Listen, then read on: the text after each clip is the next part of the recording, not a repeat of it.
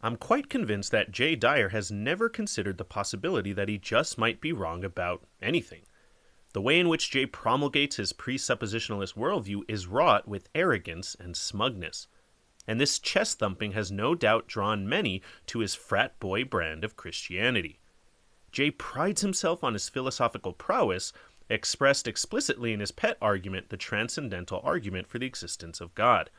And yet, as I've already demonstrated in a past video, Jay's defense of Tag is intellectually deficient and leaves much to be desired. If Jay is this intellectually impotent when it comes to a subject that he prides himself on, like metaphysics and epistemology, how much more rationally suspect are his inferences when it comes to a subject that he knows absolutely nothing regarding? Enter the theory of evolution. Though I've never thought much of Jay, I always figured that, at the very least, he held respectable views regarding the scientific consensus on matters like biology and evolution. But apparently I put too much faith in Jay's abilities because I soon found out that not only does Jay reject evolution, but, shocker, he's a Young-Earth Creationist. Jay is basically the Ray Comfort of orthodox Christianity. Now, I want to articulate at the outset here that I have a lot to explicate in this video. For the issue is not merely the fact that Jay rejects evolutionary theory, which is an intellectual red flag all on its own, but it's the asinine and downright laughable rationalizations Jay gives for rejecting evolution that really paint the portrait of someone who has absolutely no idea what they're talking about. To say that Dyer is scientifically illiterate would be an understatement. In fact, not only will we see that Jay irrationally rejects evolution and accepts a young Earth, but we'll also see that Jay doesn't even accept the notion that the Earth travels around the sun. We'll also see that Jay doesn't accept the past experience of dinosaurs, and we'll even see that Jay doesn't accept the ironclad scientific field of quantum mechanics. Jay is basically the intellectual equivalent of a flat earther. For all Jay's bluster and self-aggrandizement, he is an absolute moron when it comes to understanding science and scientific methodology. Okay, I've bashed Jay enough, for now. Let's get into the substance.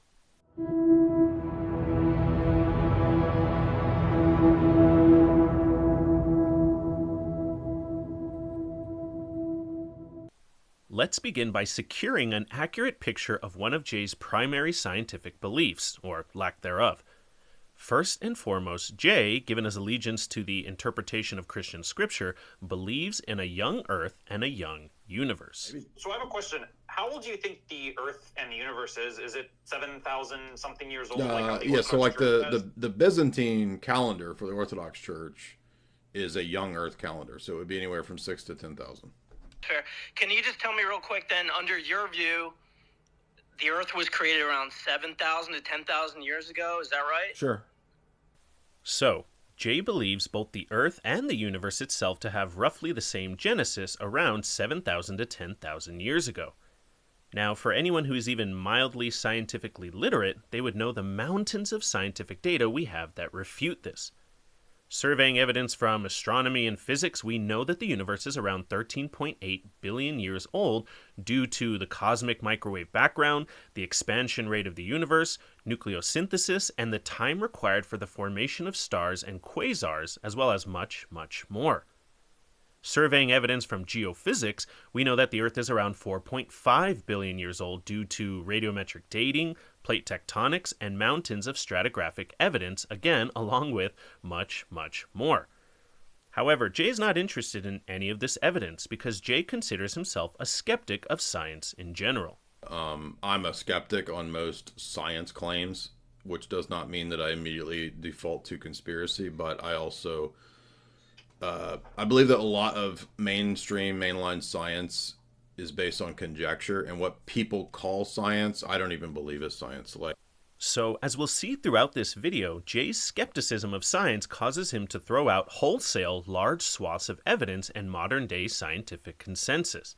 And again, we'll get to some absolutely asinine beliefs that Jay holds to in conjunction with his Young-Earth Creationism as a result of his skepticism.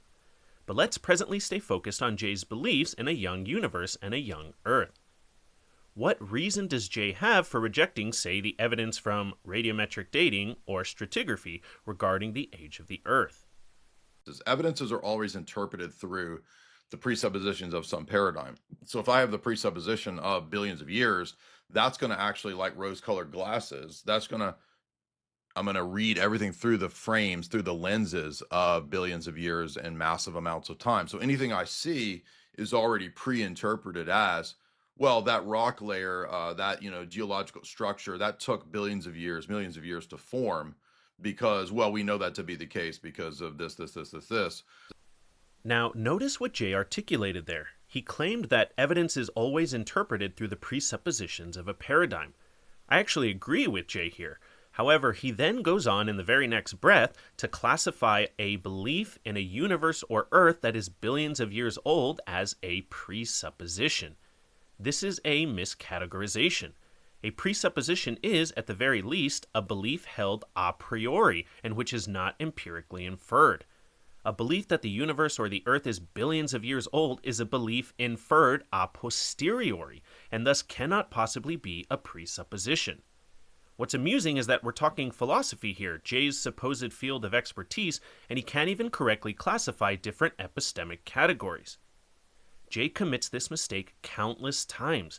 He explicitly makes this egregious error in the following clip, wherein he classifies scientists studying geological structures as an a priori endeavor. Saying that they make the same mistake that you make, which is to think that looking at a piece of data like a rock or geologic structures itself a priori gives you an aeon's timeline of date, when the same model of a creationist model can accurately and sufficiently explain that as well. As already noted, Jay is simply incorrect here, which again is incredibly embarrassing for him given the fact that we're dealing with the a priori a posteriori distinction, which, as already highlighted, is in the domain of philosophy. So Jay can't even adequately attack science from the purview of philosophy, which is what he prefers to do. Jay continues to commit this glaring philosophical conflation when he also incorrectly classifies beliefs in the age of the Earth as, quote, metaphysical beliefs. Well, I don't think figuring out how old the Earth is a giant metaphysical question. It's just there you go. So there you just demonstrated my point that science men have no idea what metaphysics is, and they don't even realize that absolutely that's a gigantic metaphysical question. Of course it is. Well, it appears that Jay doesn't know what metaphysics is. Metaphysics is inquiry into the fundamental nature of reality. It asks questions regarding the existential first principles or ultimate grounds of being. These are a priori lines of inquiry. Metaphysics doesn't ask questions regarding things like how old is the third planet from the sun, an a posteriori line of inquiry that cannot be determined from sitting in an armchair. Jay doesn't know what the hell he's talking about.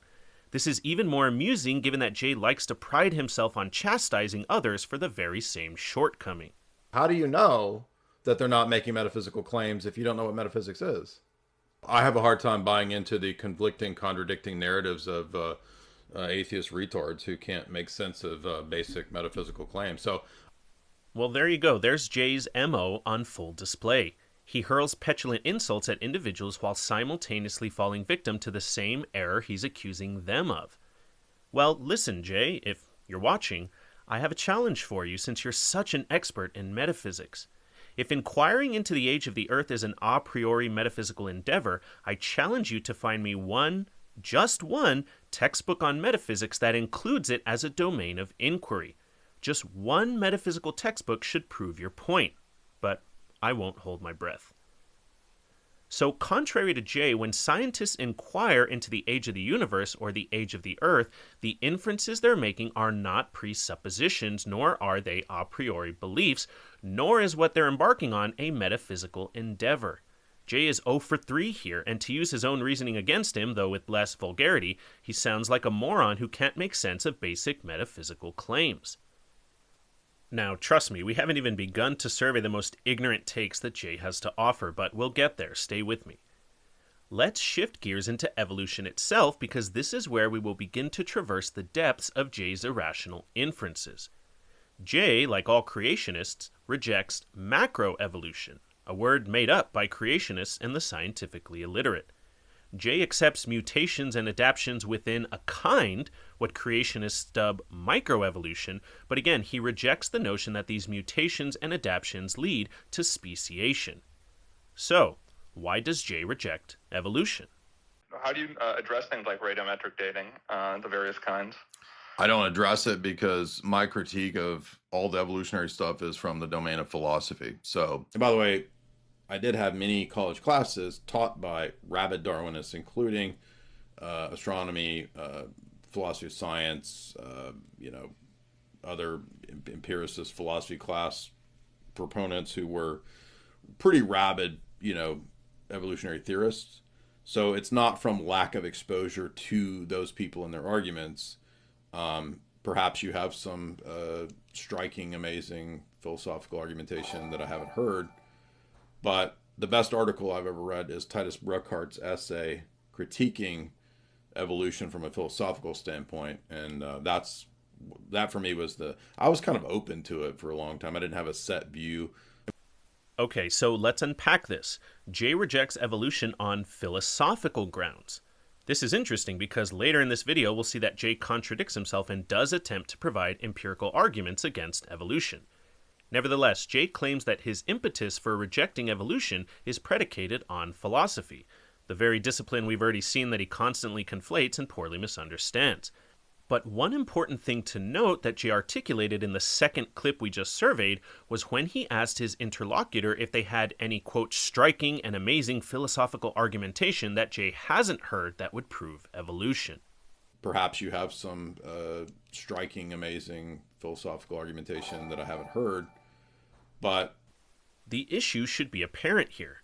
Evolution is a scientific theory arrived at through a posteriori empirical investigation and observation.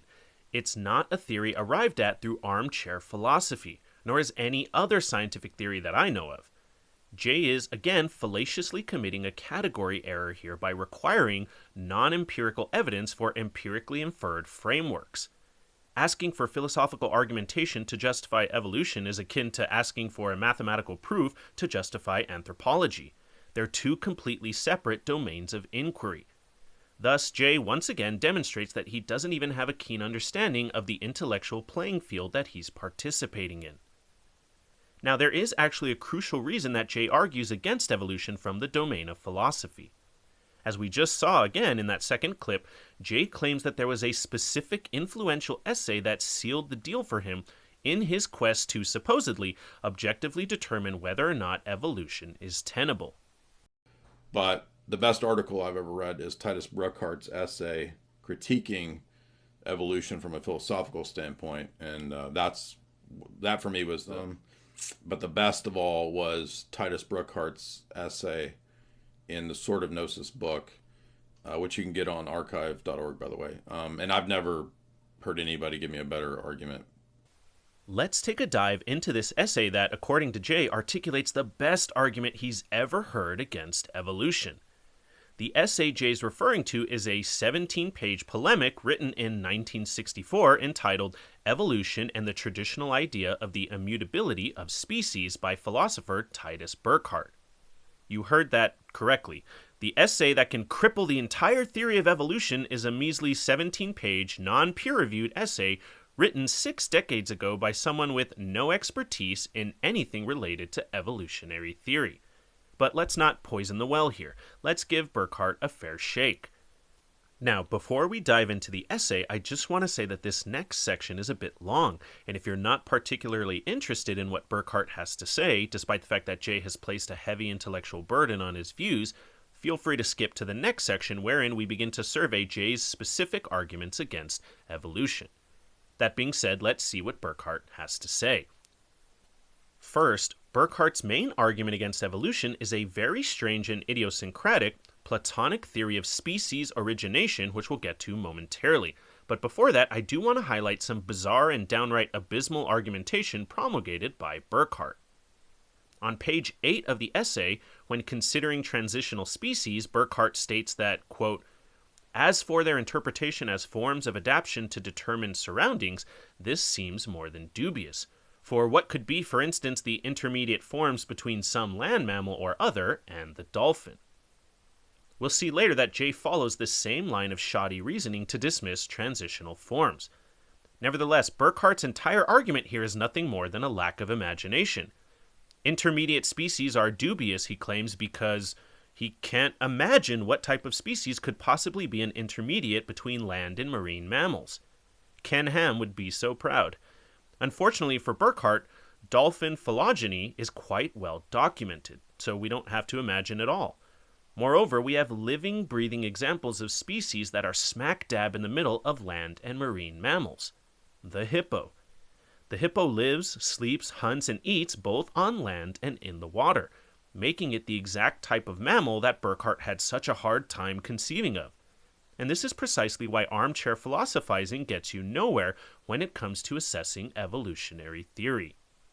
Next, on page 10 of Burckhardt's essay, when considering speciation, he states, quote, "For this to happen, it would be necessary for the vital substance of an extant species to serve as the plastic material for a newly manifested specific form. Practically, this means that one or more females of the species qua substance would suddenly bear the fruit of a new species." In case it's unclear what Burckhardt is explicating, he's applying his Platonist metaphysic, which again will survey momentarily, to the concept of speciation.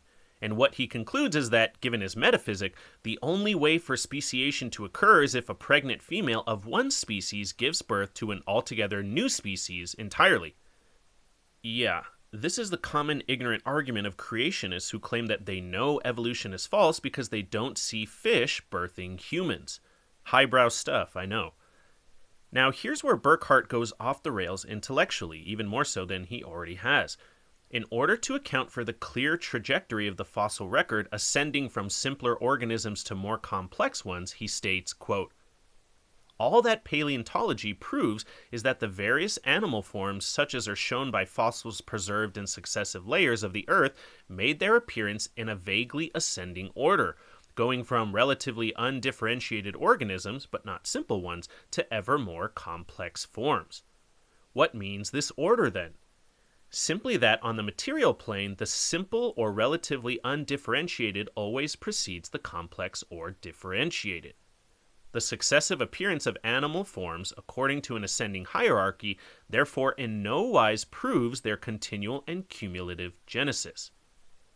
On its own, this passage from Burckhardt appears as if he's merely claiming that the fossil record, taken in isolation, doesn't prove common ancestry. And he might have a point here if scientists only considered the fossil record on its own without also surveying the mountains of evidence from genetics, molecular biology, comparative anatomy, and embryology. Yet it's not merely Burckhardt's passage here that demonstrates his crackpot creationist theories, but it's how he pairs this observation with his idiosyncratic Platonic philosophy.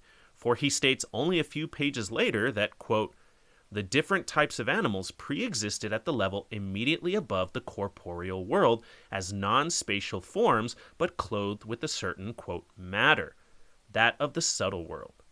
Thence these forms, quote, descended into the corporeal state wherever the latter was ready to receive them, and this descent had the nature of a sudden coagulation, and hence also the nature of a limitation or fragmentation of the original anemic form." This is Burckhardt's central thesis, that common ancestry doesn't need to explain the ascending fossil record because we can postulate an immaterial Platonic realm where the Platonic forms of these species existed and subsequently merged with the material realm in just such a way that mimics the appearance of new species in the fossil record. And yes, you heard that correctly.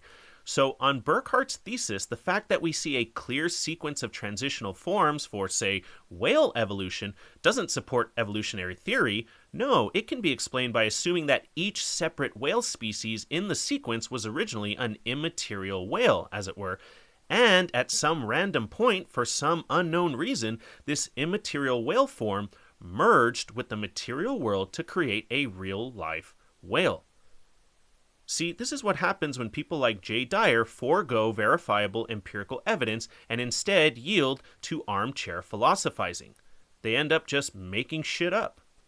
I mean, think about it. How could one go about verifying or falsifying Burckhardt's ridiculous Platonic thesis? How could one actually determine if every species was originally a Platonic form in an immaterial realm that randomly merged with the material world? They couldn't. This is, as one philosopher famously put it, nonsense upon stilts. And again, let's remember the point of all this. We were surveying Burckhardt's essay because Jay claimed that Burckhardt's case was the best argument he's ever encountered that refutes evolution. I mean, if this is the essay that truly convinced Jay that evolutionary theory is false, then he's an absolute moron. His standards are clearly laughably deficient, and again, his reliance on armchair a priori metaphysical arguments is completely wrong-headed for this type of intellectual endeavor. I'll reiterate the point again. Jay has no idea what the hell he's talking about. He's a complete imbecile when it comes to evolutionary theory.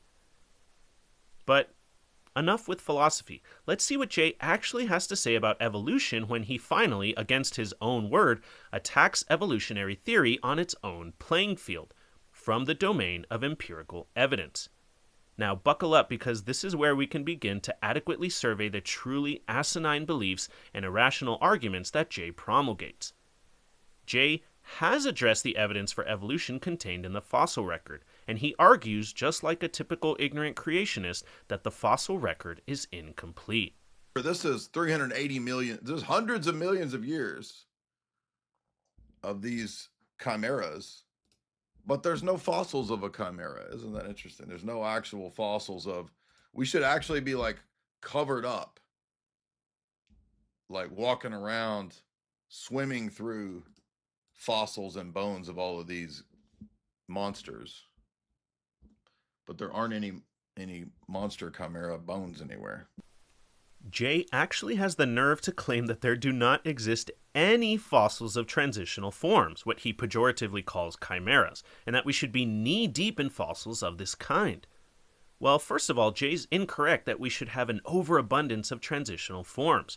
As Donald Prothero states in his book, Evolution, What the Fossils Say and Why It Matters, quote, "Fossilization is a highly improbable event, and most creatures that have ever lived do not become fossils. Consider the chain of events that happen to an organism after it dies. First, there are the biological agents, bacteria, fungi, insects, and other decomposers, scavengers, etc., that break down or destroy an organism after death. The soft parts of animals decay or are eaten quickly, so they almost never fossilize. Only the hard parts, the shell or skeleton, have a reasonable chance of preservation. After an animal dies, its bones are typically scavenged and broken, so little or no remnants of the skeleton may actually survive. Once a bone or shell survives this grueling gauntlet, there are still further hazards.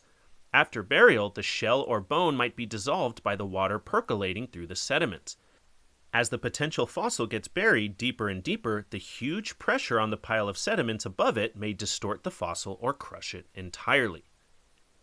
So Jay simply doesn't understand how difficult and improbable it is for fossils to form in the first place, let alone how much more difficult it is for the ones that do exist to be discovered. But even more importantly, recall that Jay also claimed that not only do we not have the amount of transitional fossils we should expect, but that we don't even have a single one. But there's no fossils of a chimera. Isn't that interesting? There's no. Here's where Jay moves the goalposts, because it does no good presenting a creationist like Jay with an actual verifiable example of a transitional fossil, because they'll simply claim that the evidence is not what it appears to be. And when you read into what it's supposed to be as one of these supposed transition things, entities, what they do is they just find, like in a riverbed, like a fish mouth, a fish scale, and then other, skeletal remains of some other creature that happen to be in the same vicinity. And they say, oh, look, this is a fish with reptile legs. We got it. Jay, once again, has the nerve to just make assertions that he has no way of justifying. According to him, fossils like that of Tiktaalik, the fossil he was referencing in that clip, and a fossil that scientists believe represents a transitional form between finned fish and four-legged animals. According to Jay, these fossils apparently are just fabricated by paleontologists who are completely incompetent at their jobs. According to Jay, they carelessly mix up fossils from different animals and paste them together to make a transitional fossil hybrid. Jay obviously has no idea what he's talking about, nor does he provide any justification for his arrogant and ignorant takes. Jay is plain and simply begging the question. But nevertheless, let's spend some time discussing Tiktaalik in particular, because here's where Jay begins to demonstrate, better than he ever has up until now, that he doesn't have the slightest clue what he's talking about. Before the flood. I'm a skeptic. I can tell you that Tiktaalik is fake as fuck. Oh yeah, the thing that supposedly what makes I you mean, say I could it's just fake? look at him. We'll just look at it, dude. It looks like it doesn't even make sense just looking at it. And that turns into Tiktaalik. Our old friend Tiktaalik. Y'all don't know who Tiktaalik. Tiktaalik is so famous that he became a meme. We used to make fun of Tiktaalik 10 years ago on the Afternoon Commute podcast, Hoaxbusters Call. He's this little cute doodad here. Look at him. That's why he made it onto the cover. So that clearly existed, that thing. Don't worry about the ergonomics of how it actually fed and run around and worked. Don't worry about that. Don't worry about whether or not that thing could actually do anything. It's real. Here's Jay's ignorance on full display. He knows that the transitional species Tiktaalik is a scientific fabrication and couldn't possibly have existed because vibes. Apparently, just from observing renderings of Tiktaalik, Jay knows that there's no way an organism like this existed because the ergonomics of how it moved and fed doesn't even make sense to Jay's omniscient sensibilities. What Jay apparently doesn't know is that we have plenty of modern-day examples of organisms that would have lived, moved, and behaved almost identically to Tiktaalik. Take the lungfish, which has a respiratory system that allows it to breathe air and can use its primitive limbs to walk on land in shallow water. The lungfish is literally a walking fish, just like Tiktaalik was. Or take the mud skipper. The mud skipper is a fish that spends 3/4 of its life on land, and like the lungfish, walks on land and can breathe out of the water. In the case of the mud skipper, just like the case of the lungfish, we have unambiguous evidence of a transitional species that exhibits a mix of characteristics and attributes, demonstrating an intermediate state between finned fish and four-legged organisms. Once again, we see the danger in relying on armchair philosophy and religious presuppositions when it comes to evaluating empirical evidence. Jay feels no need to actually research inferences he makes because he perceives that his feelings, grounded in his religious commitments, are more than sufficient. Yet, so far we've seen just the opposite. And what makes Jay's comments regarding Tiktaalik even more embarrassing for him is the fact that even in Titus Burckhart's essay, the essay we surveyed and ridiculed, and yet the essay that formed the basis for Jay's rejection of evolution, this essay explicitly makes mention of the reality of transitional species such as Tiktaalik. Burckhart states on the 4th page of his essay that, quote, "One can doubtless find certain fishes using their fins to crawl on a shore," end quote. Apparently, Jay missed that sentence because he was too busy being convinced by the ironclad philosophical argumentation of Burckhardt. But, of course, transitional fossils aren't the only evolutionary notion where Jay highlights the depths of his ignorance. In one of his videos, Jay was prompted by a caller to explicate his views on dinosaurs, given his comical commitment to a young Earth. Here was Jay's response. What are your thoughts on dinosaurs specifically? I don't have any set opinion. If they did exist, then perhaps that's what the book of Job is talking about, around Job 38-ish. Or like O'Brien says to Winston, they're completely made up. Wow. J. Dyer has no set opinion on the past existence of dinosaurs, and unless the book of Job is historical, spoiler, it's not, Jay is willing to affirm that the existence of dinosaurs is completely made up. There you have it, folks. J. Dyer is willing to accept that dinosaurs never existed. Jay's irrational beliefs almost leave me speechless. Does Jay really have no idea that we've uncovered dinosaur fossils that are pretty much completely intact? Has he not seen the bones of Sue, the Tyrannosaurus rex discovered in 1990 with 90% of its bones? Or has he not surveyed fossils like that of Pseudoscience discovered in the 1850s and whose skeleton was so well preserved that it was practically found 100% intact? There are countless others like these, which again completely disprove Jay's earlier assertion regarding paleontologists supposedly fabricating fossils. So, how exactly can Jay sit there with a smug face and claim that it's possible that the existence of dinosaurs is completely made up? Plus, we have eyewitness testimony from Jeff Goldblum that dinosaurs are real, and there's no witness more reliable than Dr. Malcolm. In all seriousness, though, I guess if the primitive author who wrote the book of Job, writing supposedly 3,000 to 4,000 years ago, communicates to Jay that dinosaurs existed, he'll accept it. But if paleontologists literally dig out of the ground empirically verifiable proof that you can examine with your own senses, well, that's just a bit of a stretch for skeptic Jay Dyer to believe. The issue doesn't even present itself as being about evolution versus creationism anymore. The issue is Jay's fundamentalist presuppositions versus empirical facts. If a fact contradicts Jay's reading of scripture or his religious paradigm, then according to him, it's not a fact at all. For example, Jay was asked if his presuppositions could ever be overturned by empirical evidence. Evidence of, say, finding empirical proof of life on other planets. Here was Jay's response. I was going to ask, like, when we are looking at something like a presuppositional, like apologetic worldview in general, does that put us into a bit of a ghetto with respect to the evidences? Because then if any evidence comes up with, I assume, what am I trying to say? It's kind of, you're assuming these presuppositions, but if some part of that breaks, like if the system breaks in some way, like if they discover life on other planets or something, doesn't that put you into a bit of a ghetto, or isn't that a bit of a problem? What do you think about that? First of all, no, I don't believe that it would ever be the case that life would be discovered on another planet. I mean, it'd be like saying, well, what happens if the Christian worldview is refuted? What would you do? Sure. So Jay claims that it's impossible that life would ever be discovered on other planets because this would run counter to his religious presuppositions. Thus, there's no value in presenting Jay with empirically verifiable proof of any kind if that proof runs counter to Jay's religious sensibilities. Jay a priori rules out any evidence that would contradict his religious paradigm. If Jay's paradigm presupposes that the Earth does not revolve around the Sun, then no evidence of heliocentrism will convince him otherwise. But okay, surely this is absurd. I mean, Jay wouldn't really fail to affirm something as scientifically concrete as the fact that the Earth revolves around the Sun, would he? Can you just tell me real quick then, under your view, the Earth was created around 7,000 to 10,000 years ago, is that right? Sure. And was the whole universe created at that moment with the stars and the... Yeah, I mean, have you not read Genesis? Yeah, okay, so, and the solar system do you accept the conventional solar system too?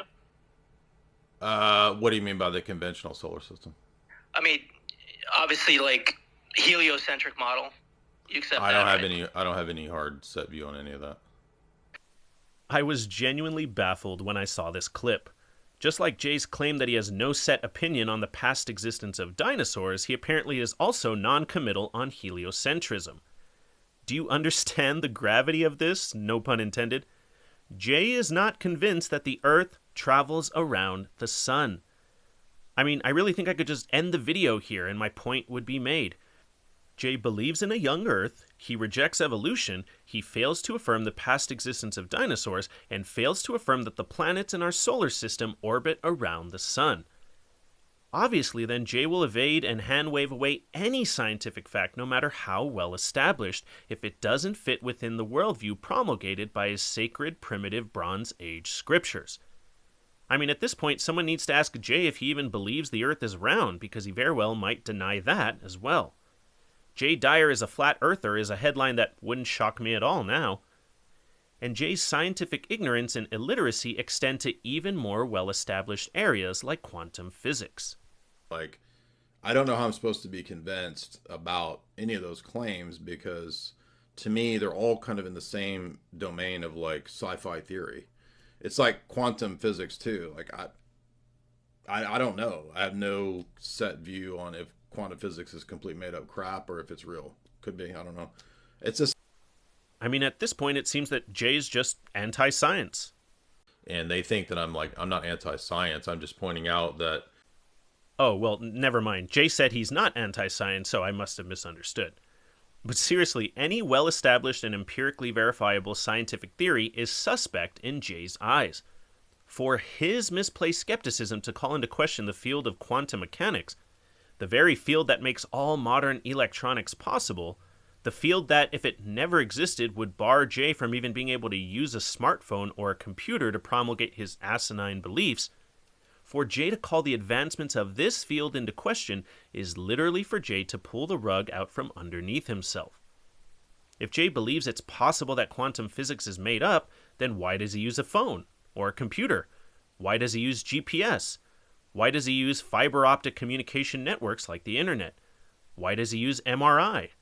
Either Jay is ignorant of all the modern scientific advancements that were only reached due to theories in quantum mechanics, or he does understand the catalyst of these advancements and calls quantum mechanics into question anyway, despite the evidence being employed every time he turns on his phone or opens his computer. So, what are we to make of all this? When I began the research for this video, I primarily set out to understand Jay's position on evolution. But what I quickly found upon watching video after video was a labyrinth of pseudoscience and intellectual absurdity. I genuinely did not fathom that Jay Dyer could be so irrational. Believing in a young Earth is one thing, but dying on the philosophical and pseudoscientific hills that Jay has chosen to sacrifice himself on legitimately shocked me. And I know I've been rhetorically harsh on Jay in this video, but this is what happens when one mixes petulant arrogance and chest-thumping with asinine beliefs and embarrassing arguments. Jay can grandstand all he wants about the supposed superiority of his religious paradigm. But what we've witnessed here is that Jay's inferences and reasoning, which specifically derive from said religious paradigm, are completely vacuous. If one's presuppositions lead them to deny even the most incontrovertible and unambiguous empirical truths, then the problem is not the empirical truths, it's the presuppositions. I now maintain that there is no good reason to take Jay Dyer seriously any longer. Some of us already knew that, but hopefully now we're all certain of it. As certain of it as we are that the Earth orbits around the Sun. Thanks for watching.